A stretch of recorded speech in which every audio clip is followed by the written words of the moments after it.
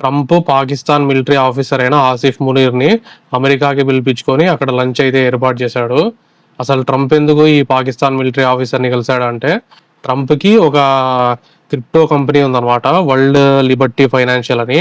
ఆ కంపెనీలో మొత్తం ట్రంప్ ఇద్దరు కొడుకులు ఉంటారు కదా, ఎరిక్ ట్రంప్ ఇంకా డొనాల్డ్ ట్రంప్ జూనియర్, వీళ్ళిద్దరికి ఇంకా వాళ్ళ అల్లుడు జారెడ్ కుష్నర్ అని, వీళ్ళ ముగ్గురికి కలిపి 60% వాటా ఉంది ఆ కంపెనీలో. అంటే మొత్తం ఇంకా వీళ్ళదే, ట్రంప్ ఫ్యామిలీది ఆ కంపెనీ. పాకిస్తాన్లో రీసెంట్గా పాకిస్తాన్ క్రిప్టో కౌన్సిల్ అని ఫామ్ అయింది. దానికి ఈ ట్రంప్ క్రిప్టో కంపెనీకి ఒక డీల్ అయితే ఏర్పడింది అనమాట. ఆ డీల్ ఏంటి అని రివీల్ చేయలేదు కానీ వాళ్ళు, కానీ మహా అయితే ఏమైంటది, మనీ లాండరింగ్ అంతే కదా.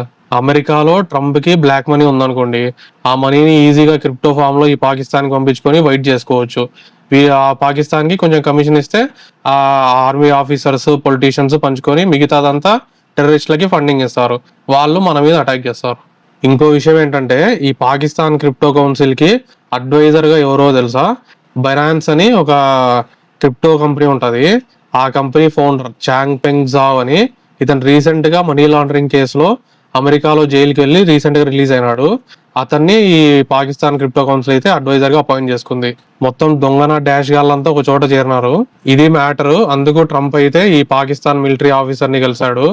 పాకిస్తాన్ లో ఈ మిలిటరీ వాళ్ళే పవర్ఫుల్ అండ్ రిచ్ అంట పొలిటీషియన్స్ కన్నా, అందుకు డైరెక్ట్ వీళ్ళతోనే డీల్ మాట్లాడుతున్నాడు.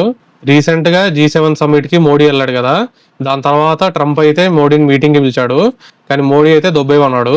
ఈ ఇష్యూ గురించి మీరేమనుకుంటున్నారో మీ ఒపీనియన్ కామెంట్ చేయండి. అలాగే ఇలాంటి వీడియోస్ కోసం మన ఛానల్ ని సబ్స్క్రైబ్ చేయండి.